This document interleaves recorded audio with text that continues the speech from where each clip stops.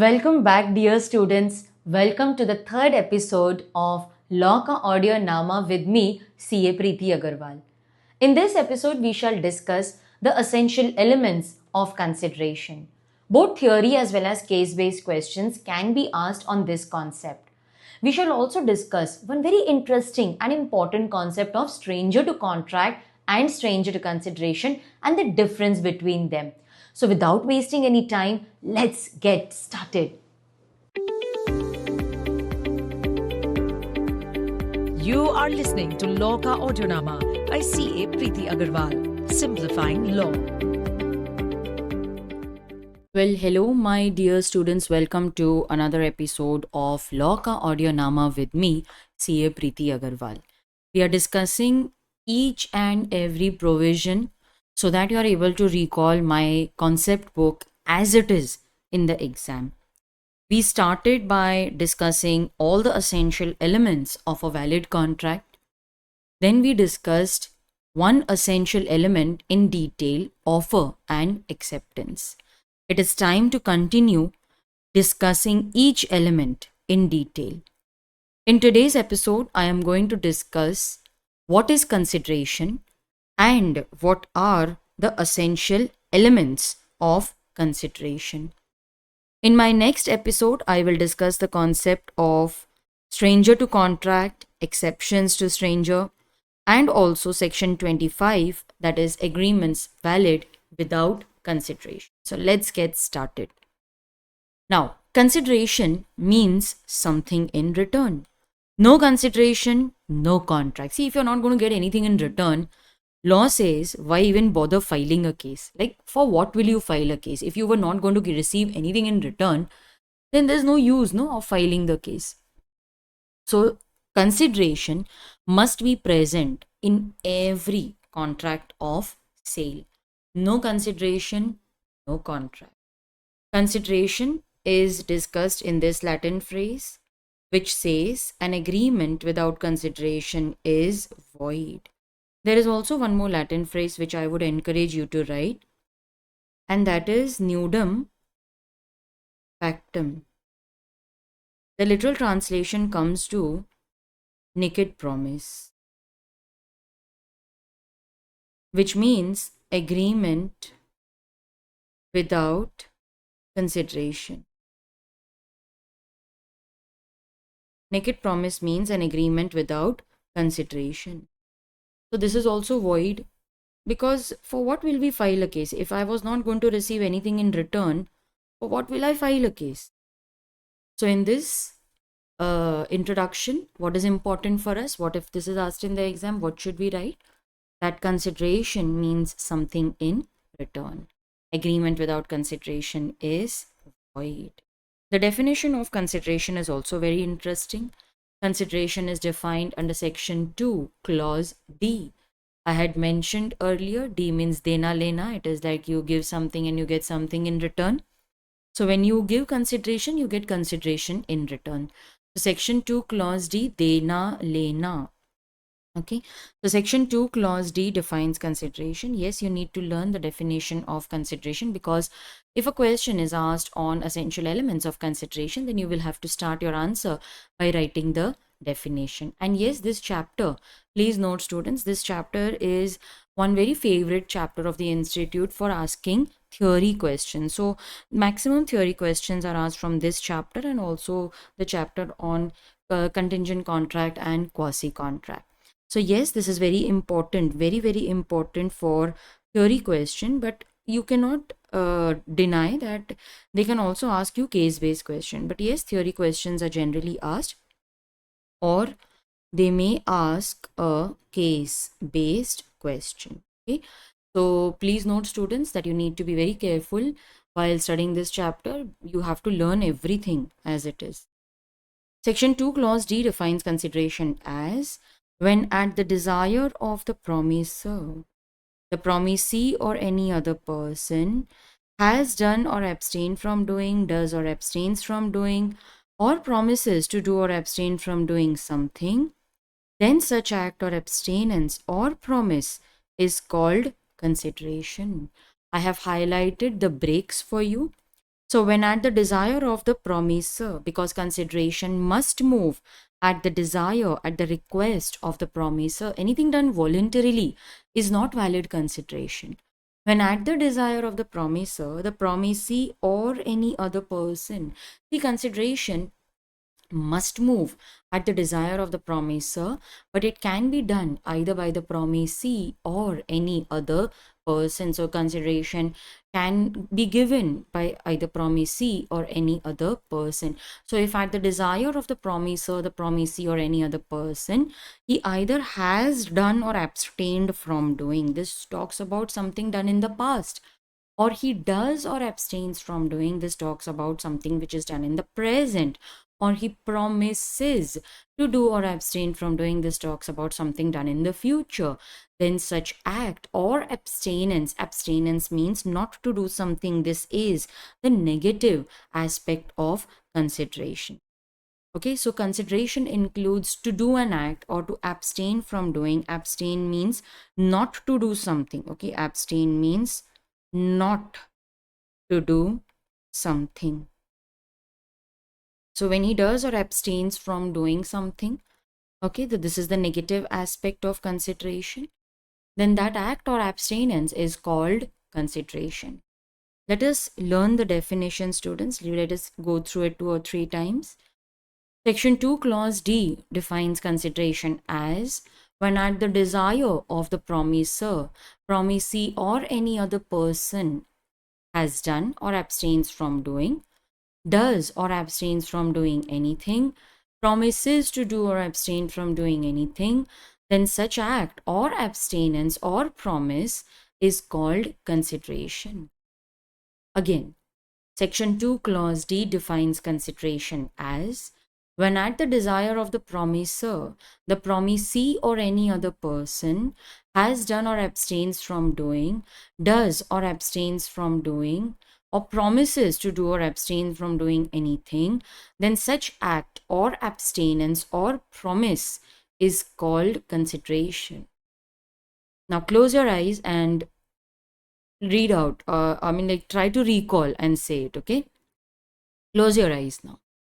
Section 2, clause D defines consideration as when at the desire of the promiser, the promisee or any other person has done or abstains from doing, has done or abstained from doing, or does or abstains from doing, promises to do or abstains from doing anything, then such act or abstinence or promise is called consideration. One more time. Close your eyes. When at the desire of the promiser, the promisee or any other person has done or abstained from doing, or does or abstains from doing, promises to do or abstains from doing something, then such act or abstinence or promise is called consideration. Open your eyes. Consideration includes both positive as well as negative aspect of consideration.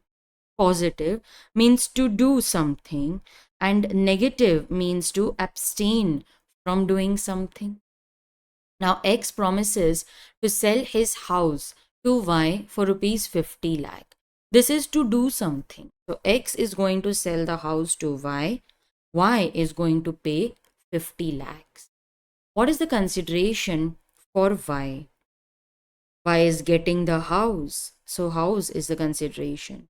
What is the consideration for X? 50 lakh. A tells B that I will not file a case against you if you pay me 1,000 rupees extra. See, you have to pay this money since a very long time. You're not repaying my debt. So I will not file a case against you if you pay 1,000 rupees extra. So not to do something, not to file a case, that is the negative aspect of consideration. What is the consideration for B? A's promise not to file a case. And what is the consideration for A? 1,000 rupees extra. So consideration is both positive as well as negative consideration. Consideration means loss to one party, gain or benefit to the other party. So consideration is loss or detriment. Detriment means it is loss only. Loss and detriment are the same. So consideration is loss or detriment to one party. Detriment means loss. Okay. So consideration is loss or detriment to one party, gain or benefit to the other party. Now let's say, for example, that X offers to sell 100 cans of juice to Y for 10,000 rupees. What is the consideration for X? 10,000. This 10,000 is gain for X, but it is loss for Y. Let me write it down so that you understand where it is coming from. Okay. So consideration of 10,000. For X, consideration is 10,000. This 10,000 is gain for X, but it is loss for Y. What is the consideration for Y? Tell me. 100 cans of juice.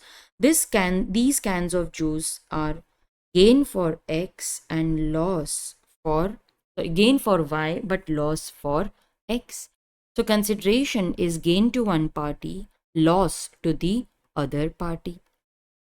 Because both have different considerations. Like for X, consideration is 10,000, and for Y, the consideration is juice. Since the consideration is different for both the parties, we will analyze separately. Consideration means loss or detriment to one party, gain or benefit to the other party, but sometimes, very important to know, it may cause detriment to both, that is loss to both. Now X promises to give 25 lakh rupees and Y also promises to contribute 25 lakh rupees, and together they are going to give this 50 lakh rupees and purchase the house of Z. Now there are two agreements in this example. One agreement is between X and Y, wherein they both agree to contribute rupees 25 lakhs. So both will contribute. This is causing loss to both. Okay, so both are going to contribute. This is causing loss to both. Now the second kind, so this is the first kind of agreement. In the second kind of agreement, X and Y, they are going to give 50 lakh rupees to Z, and Z is going to sell his house.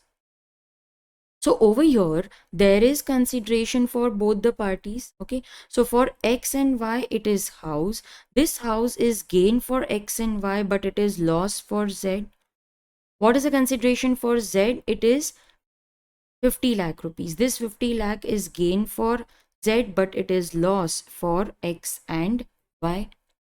So there are two agreements over here. In one, it is loss to one party, gain to the other party, but sometimes it may also cause loss to both. So X and Y, when both are contributing, it is causing loss to both. It cannot be gain to both, because if both have to gain, someone has to lose. Okay, so when both have to gain, then someone has to lose. So it cannot be gain to both the parties. Consideration need not always be money only. Okay, it need not be money only. It can be services, it can be goods for goods, barter. You need to get something in return. That need not be money only. Like over here, X offers to sell her cat to B, and B offers to sell his dog. So both are getting something in return. There is consideration. It is a valid contract. Consideration also includes forbearance. Now, what is forbearance? This is also negative consideration. See, there are three words. So forbearance, abstinence, not to do something, they are all negative consideration. Okay, they are all negative consideration.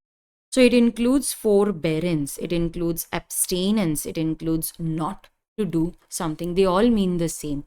Like father, he promises not to sell his land if the son pays him 15 lakh rupees for his daughter's wedding. Daughter means father's daughter, that is this son's sister, no?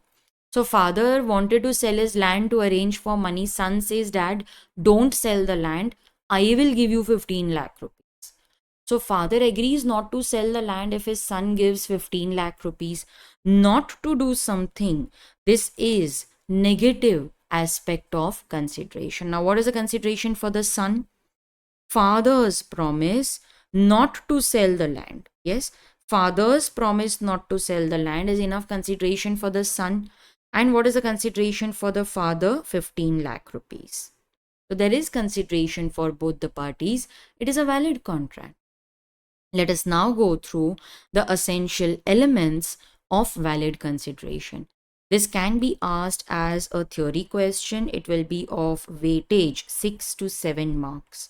Okay, so it can be asked for 6 to 7 marks. All right, now consideration must move at the desire of the promisor. It means the act constituting consideration must be done at the desire or the request of the promisor. What are my keywords over here? The act constituting or forming consideration. Act also includes abstinence, means not to do something. So the act or abstinence forming consideration must be done. Must word is always used with promisor. Okay, promisor and must, they come together. So an act or abstinence forming consideration must have been done at the desire or request of the promisor. Anything done voluntarily by the promisee or at the desire of the third party will not constitute valid consideration. So whatever the promisee is doing, he is doing it at the request of the promisor. Only then the promisee can claim consideration from the promisor. Anything done voluntarily is not valid consideration. A's house is on fire.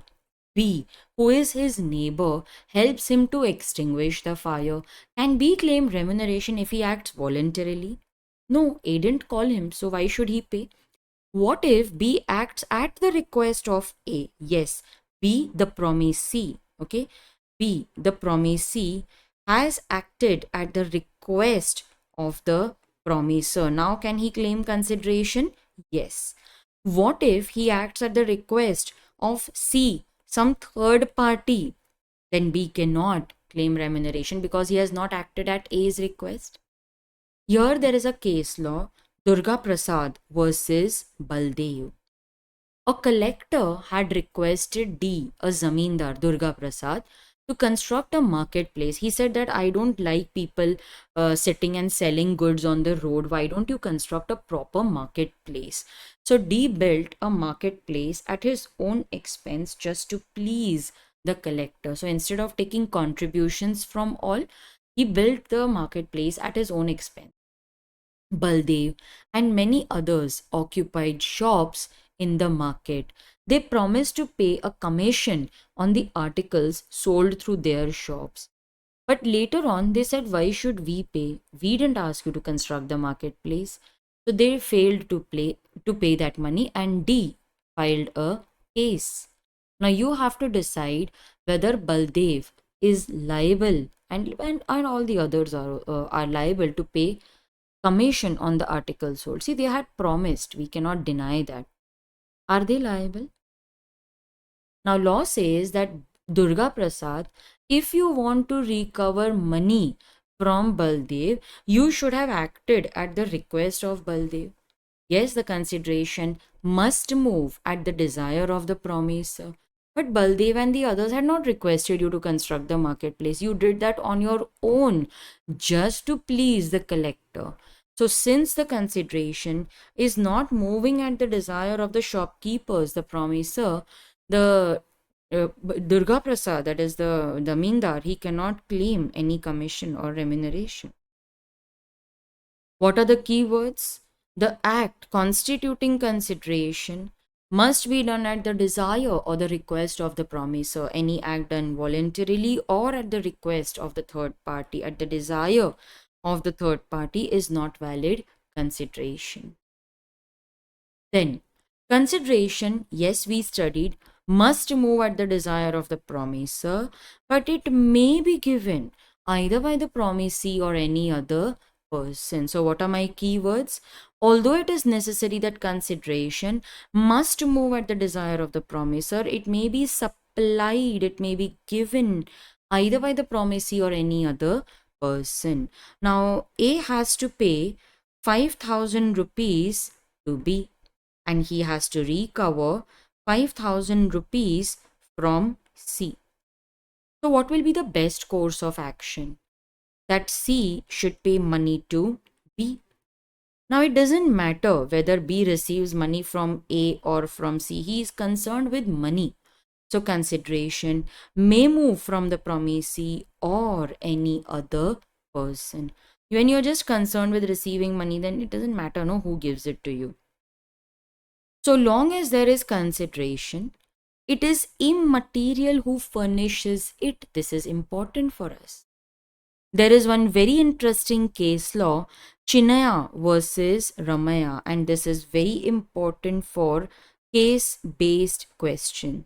Students, whenever a question is asked on stranger to consideration, then you need to write the case law Chinnaya versus Ramaya. Please pay attention to the spelling.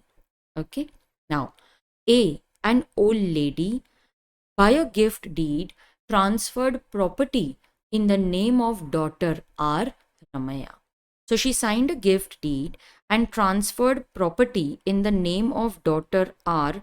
Ramaya on the condition that every year R should pay annuity. Annuity means annually some amount to A's sister C.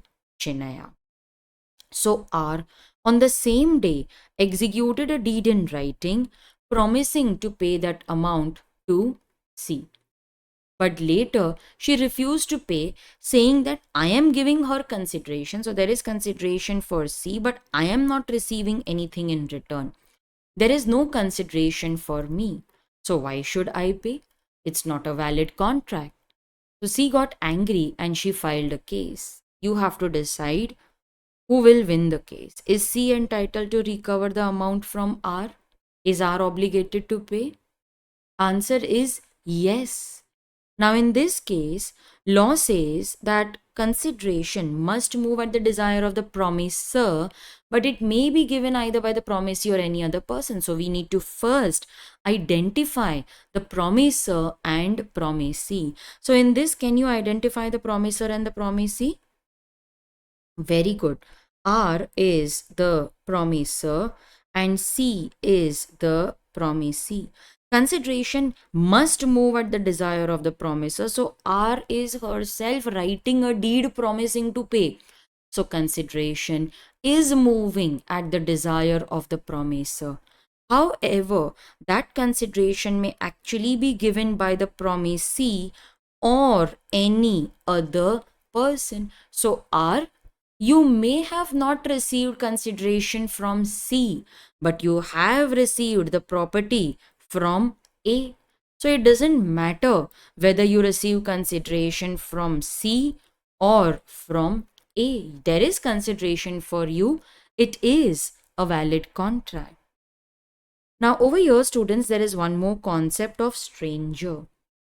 C in this case is stranger to consideration. For this, let us understand one concept of stranger to contract. Now, X and Y, they have entered into a contract. The contract is between X and Y. So, X can file a case against Y, Y can file case against X. Z, a stranger, cannot sue them. Z has nothing to do with the contract between X and Y. Z is a stranger to contract. Stranger to contract cannot sue. This is covered under the doctrine of privity to contract. Privity means privacy, which says that stranger to contract cannot sue. Okay, stranger to contract cannot sue. But here we are not talking about stranger to contract, we are talking about stranger to consideration. See, look, pay attention. Consideration is moving between A and R. That gift deed, no property. Consideration is moving between A and R. But who is getting the benefit of consideration? Some third person, C, some stranger. And look, C is not getting the benefit just, because A has gifted the property to R. C is getting the benefit as a result of this deed. So, see, a stranger is receiving the benefit as a result of this written deed. So, because there is a deed, C is now stranger to consideration, and stranger to consideration can sue. How can you file a case? You can file a case because there is a deed in writing. So, on the basis of this deed, you can file a case. See, to file a case, you need a contract, no? So, R is writing the deed and promising to pay. So, there is an agreement on the basis of which you are promising to pay. So over here, stranger to consideration can sue. What if there was no deed? Then in this case, C cannot file a case. In that case, C would have been a stranger to contract, and stranger to contract cannot sue. So can I say that this deed is very important for me? So if there is a deed in writing, then C is stranger to, tell me, consideration. Very good. But what if there is no deed? Then in that case, C would have been stranger to contract, and stranger to contract cannot sue. Whereas stranger to consideration can sue. Okay? So you need to know all this. Alright? Now, so we discussed two essential elements, that consideration must move at the desire of the promisor. It may, however, be given either by the promisee or any other person. Very important for case-based question. Consideration need not be adequate. See, A wants to sell his car to B for rupees 5,000 only. Car is actually worth 5 lakhs, but he wants to sell it for 5,000 only. That is his car. It's his wish. You cannot force him. You cannot question him. Why are you selling it for 5,000? It's his car. It's his wish. Law only requires the presence of consideration. It does not insist on adequacy of consideration. The contract is between A and B. They are free to decide the amount. So law says that consideration means something in return. It may seem adequate, it may seem inadequate. Inadequacy of consideration will not make the agreement void. Law only insists on the presence of consideration. It does not insist on the adequacy of it. It leaves the parties to make their own bargain. It leaves the parties to decide the best price. Something that is sufficient for them. They are happy with this 5,000 rupees. 5,000 also has value, no?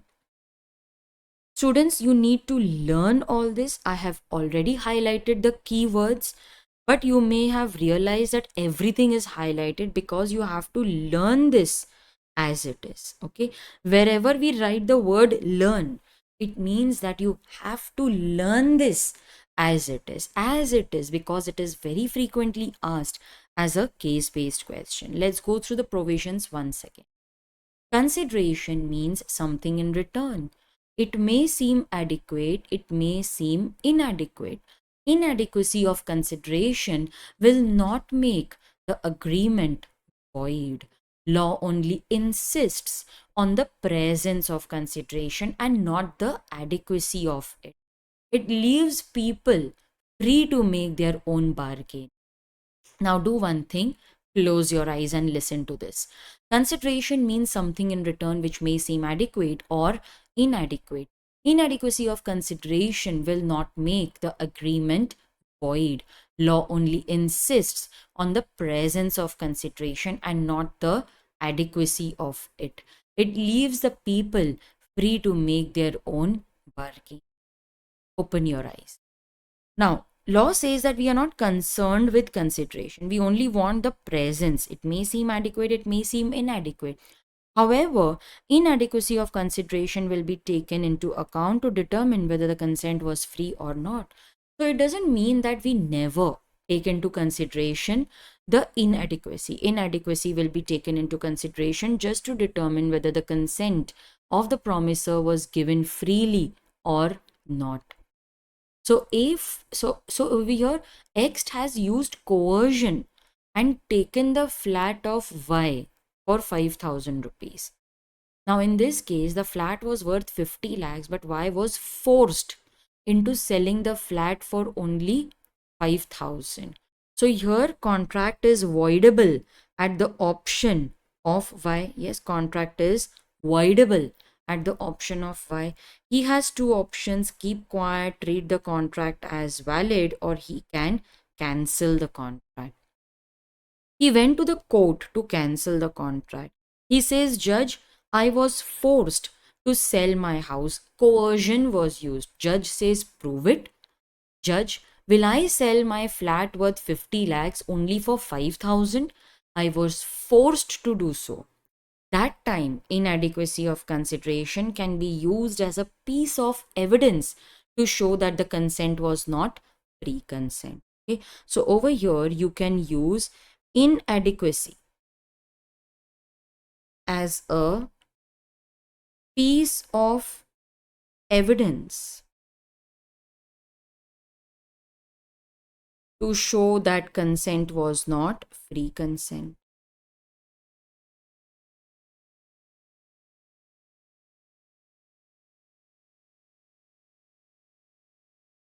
Students, we discuss everything properly and in detail in the podcast, but yes, I have covered more points in my regular lectures and fast track lectures.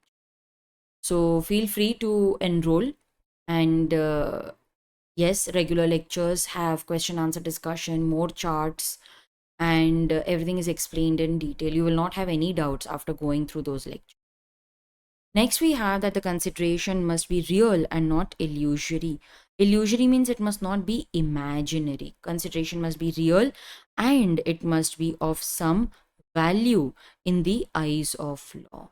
Consideration is not real when it is uncertain. Uncertain means it only looks like consideration, but actually it is not consideration. Like, look over here. So these are my regular lecture notes. X promises to cut grass for Y, and Y promises to pay him some reasonable remuneration. So by looking at it, we feel that yes, there is some remuneration, but how much? It is not clear. It is not certain. It only looks like consideration, but it is not. This is not a valid contract. Consideration is not real when it is illusory. Illusory means it is imaginary, it is unreal, or it is deceptive. Deceptive means it is misleading. It only looks like consideration, but actually it is not. Now, P wants to get his car fixed, repaired. So he went to a mechanic. He says that I will pay you 1,000 rupees, but only if I feel like. Now, in this case, you cannot take any action against him. And he says, yeah, you cannot take any action against him if I don't pay. Arey, what is this? He says, I want to get my car fixed. I will pay 1,000, but only if I feel like. This is not even consideration. It's not a contract. It is physically impossible to perform the contract. Like A promises to put life in the dead wife of B, and B promises to pay him rupees 2 lakh. This is physically impossible. It's not a valid contract. It's physically impossible. Sometimes it is legally impossible, like conducting marriage of a minor. So this will not form valid consideration. Next is time. Consideration may be either past, present, or future consideration. Consideration is past when it has, what are the keywords? Already moved. Okay, consideration is past, which has already moved before the formation of agreement. It means that one party has already received consideration before formation of the contract. Other party will receive consideration in the contract. Now, this is very important, students. Past consideration is valid only if it is done at the desire or the request of the promisor. A, in the month of January, teaches B's son at B's request. Then in February, B promises to pay money to A. Now, the act of teaching is over. B's son or B has already received the benefit. Then they promise to pay money to A. When they make the promise, it is at this time when a contract is made. Now, in this contract, only A has to receive consideration. B has already received the consideration before the formation of contract. This is past consideration. English law does not recognize past consideration. Students, very important to note that to make valid consideration, it must move at the desire of the promisor. What is present consideration? Present means it moves, what is my keyword? Simultaneously. It moves simultaneously. Now, A sells and delivers books to B, but B promises to pay at a future date. Now, at the time of contract, B receives the book. Okay, so for B, this is present consideration because he has received it simultaneously with the promise. He has received it at the same time at which the contract is entered. But A will receive it in the future. Ma'am, we have a doubt. Why is A not receiving consideration at the time of contract? Isn't that present consideration? Now, if both the parties, okay, if both receive consideration at the time of contract, okay, if both receive at the time of contract, then it is not present consideration. This will directly become an executed contract. Then we will not discuss it over here. We will call this directly an executed contract. Okay? What is future consideration? Consideration which moves after the formation. So both the sides, okay, both the parties will receive consideration in the future. So A promises to deliver rice after 1 week and B promises to pay 2 days after delivery. Both are receiving consideration in the future. This is future consideration. So consideration may be past, present, or future. We have highlighted the keywords. The next is that consideration must not be something that the promisor is already bound to do. Like X lost his mobile. Okay, his mobile was stolen. So he went to the police. Now you tell me, what is the obligation of the police? To investigate, to find the thief. X tells him, I will pay you 5,000 rupees if you investigate into the crime. Array, that is his obligation. It is the obligation of the police to investigate. You did not pay him anything for that. So this is not something that is going to give you any extra benefit. Policeman is already bound. Okay, he's already bound to find the thief. So paying 5,000 is not going to give you any extra benefit. It is not going to cause any extra loss. That is not valid consideration. Now X promises to pay the lawyer 50,000 rupees extra if he wins the case. Array, even if you don't give him extra, when you give him the fees, it is automatically his obligation to succeed, to fight for winning. So this is something which he is already bound to do. This is not valid consideration. When the court summons means calls anyone as a witness, then they have to go. So now Y is telling X, I will give you 5 lakh rupees, don't testify against me. But that is his obligation. He is already bound to do it. If he is called as a witness, he is bound to go to the court and testify. This is not going to cause any extra detriment or loss. This is not valid consideration. What if Y pays 5 lakhs and X testifies against Y? Can Y say, Judge, just a minute, X, please return my money? You cannot call for that. It's not a valid contract. So you will not get back your money. You can file a case only if it is a valid contract. No, here it is not. Next, we have that consideration must not be illegal, immoral, or opposed to public policy. It must not be illegal. Illegal means it should not be forbidden. It must not be something which is unlawful. It must not be immoral. Immoral means it must not be against good morals, your upbringing, value system, society. It must not be against public policy. It must not be against society. Okay. Now, X promises to pay 10,000 rupees to Y if Y beats Z. Now, Y beats Z and he's claiming money. Can you claim that money? No, this is an unlawful act, beating. It's not valid consideration. A gave a house on rent to be a prostitute. This is immoral. Giving a house on rent to the prostitute so that she can use it for her trade. This is void. But ma'am, what if he is innocent? Yeah, then he can try to recover, but prima facie, we will say that it is void only. X gave 1 lakh rupees to secure admission in college. Bribe. Yeah, you're paying money to get, it's like donation. Yes, donation is nothing but bribe so that you get admission.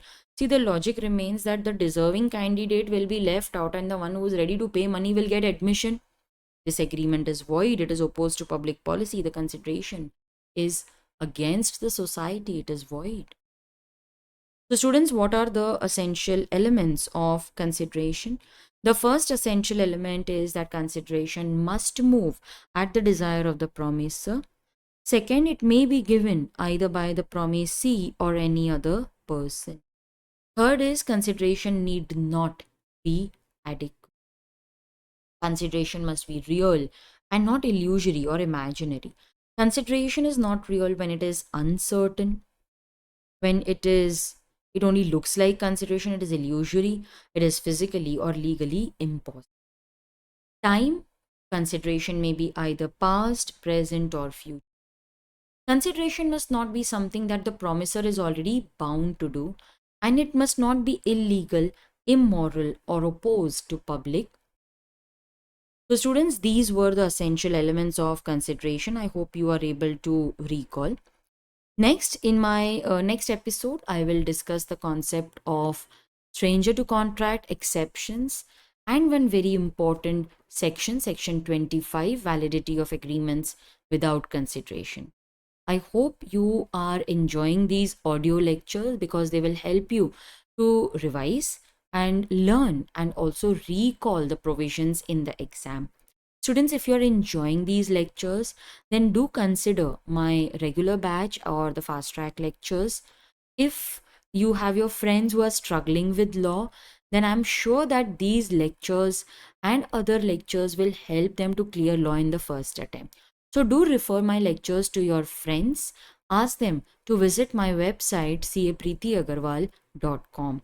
You can also contact me on my WhatsApp number. It is already mentioned on the website capreetyagarwal.com. All right, everyone. Bye bye. Take care. Keep revising. Keep studying. You have to make your parents proud. Remember that. Sometimes, when we sit to study and we don't feel motivated enough, just look at your mom, how hard she is working to give you a comfortable life, how hard your dad is working to ensure that you don't have to struggle or go through the same struggle that he has gone through. So look at your parents and you will automatically feel motivated to study. Look at their expectations. So you have to live up to that expectation. They are giving you the best they can. Sometimes, we compare ourselves, our situation with others, but we don't realize the problems that they may be facing. We can only see a rosy picture. We can only see that they have good gadgets, they have a very lavish lifestyle, or they are again intelligent. So, we always try to find good things in others, but we don't realize that they may be having gadgets, but they don't have their parents' time. Maybe their parents don't have enough time to spend, and that is why they're compensating it by giving a gadget. Your parents are giving you their valuable time. Your mom is imparting whatever she has learned in her life. She's making you a good person. Don't you think that will help you in life rather than buying an expensive mobile? So just look at the amount of effort that your parents are putting and you'll automatically feel motivated. So remember this, okay? Now I take your leave and I'll see you next time in another new episode where we finish this chapter. Bye bye, students. Take care. Thank you, dear students. Thank you for listening to this episode till the end. I'm sure these audio revision lectures will help you to recall all the important keywords, section numbers, and provisions for exam. For more concept based videos and practical case laws, please subscribe to my YouTube channel CA Preeti Agarwal. Do visit my website capreetyagarwal.com for regular as well as fast track lectures for CA Foundation Law. So I'll see you in the next episode where we will discuss more interesting concepts. You are listening to Law Ka Audionama by CA Preeti Agarwal. Simplifying Law.